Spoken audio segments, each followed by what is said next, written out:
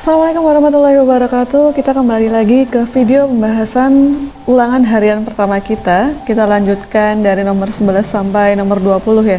Langsung saja kita lihat pertanyaannya, yaitu tentang kebijakan dasar dari kultur stel-sel. Apa itu kultur stel-sel? Masih ingat? Kultur stel-sel itu adalah tanam paksa atau cultivate system gitu kan.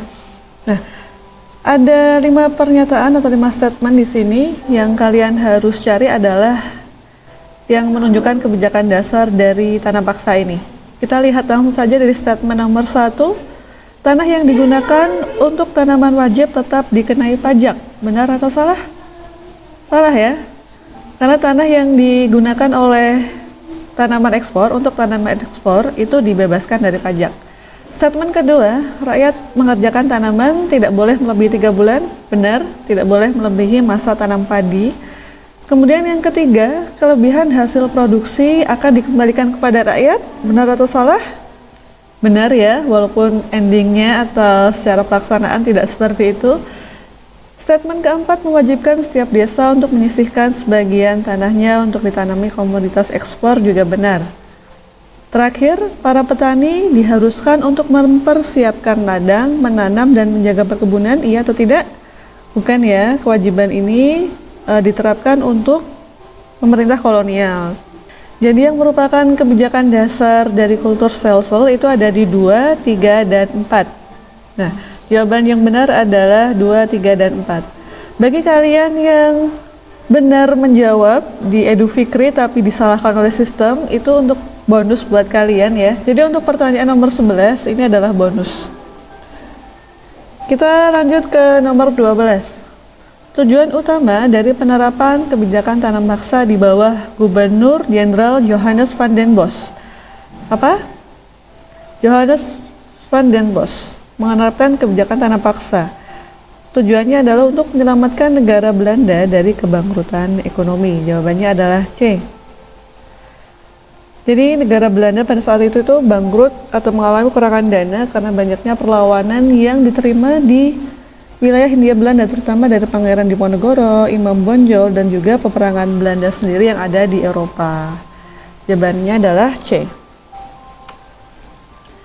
Nomor 13, ada daerah Forstenlanden. Sistem tanam paksa tidak diberlakukan. Istilah Forstenlanden merujuk pada wilayah apa? Jadi pada masa pemerintahan Hindia Belanda itu ada daerah yang dikenal dengan daerah Forstenlanden.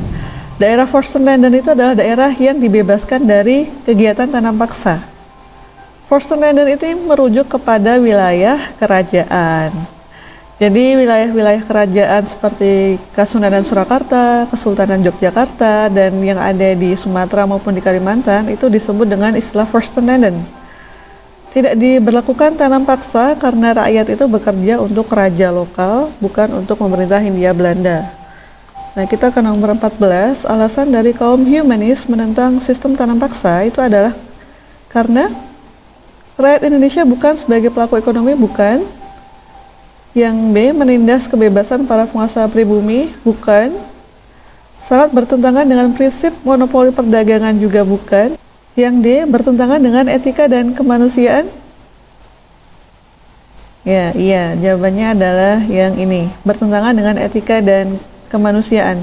Jadi kaum humanis ini adalah kaum-kaum yang atau golongan-golongan yang memperjuangkan hak-hak kemanusiaan gitu.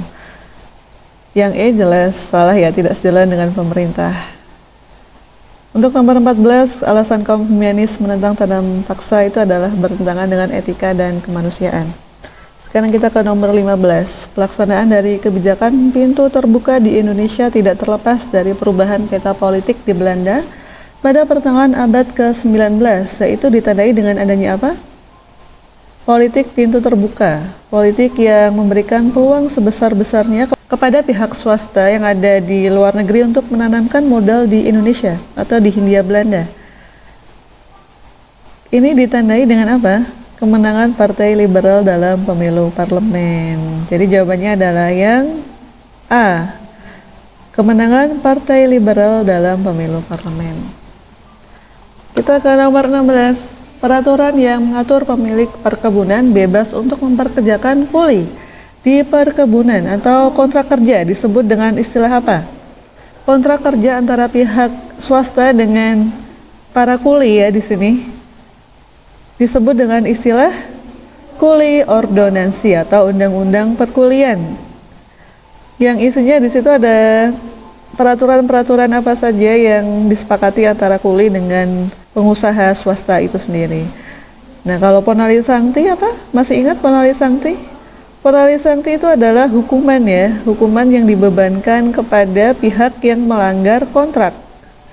Dan biasanya ya yang melanggar kontrak itu adalah pihak kuli gitu, karena mereka tidak mendapatkan perlindungan, mereka tidak mengerti isi kontraknya apa, dan ketika mereka berusaha untuk melarikan diri, lah mereka ini mendapatkan hukuman.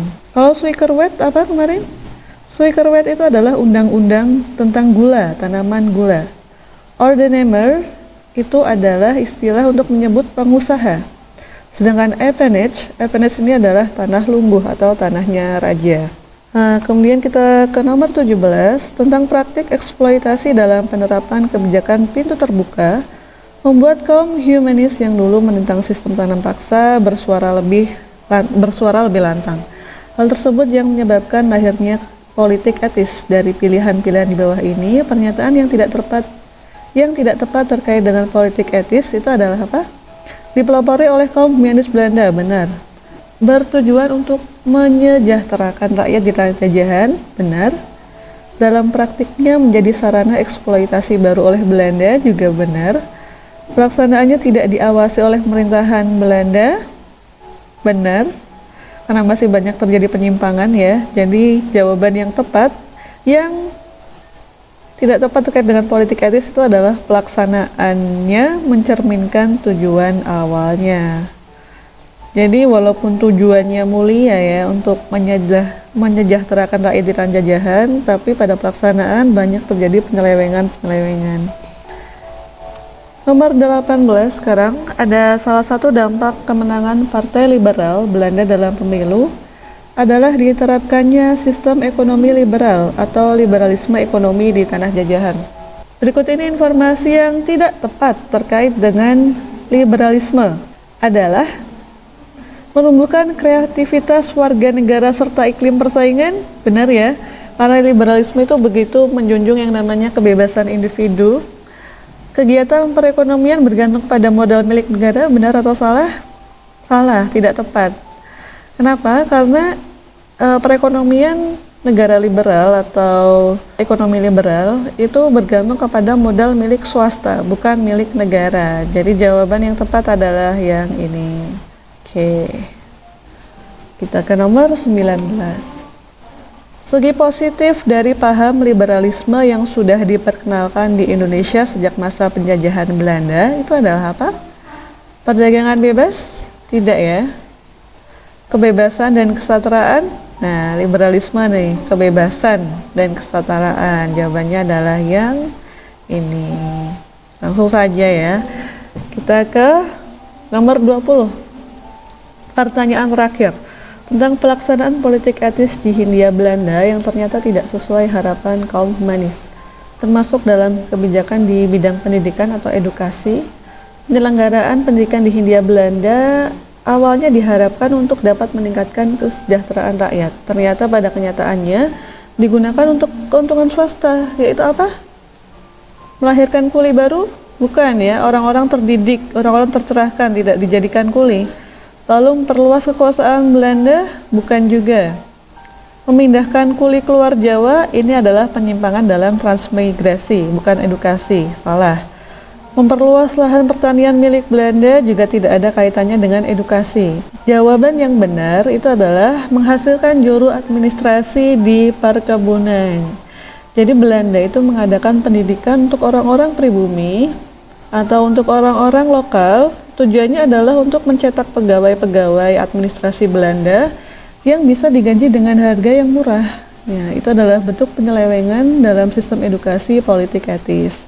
Nah, itu tadi ke 20 soal yang sudah kita bahas bersama.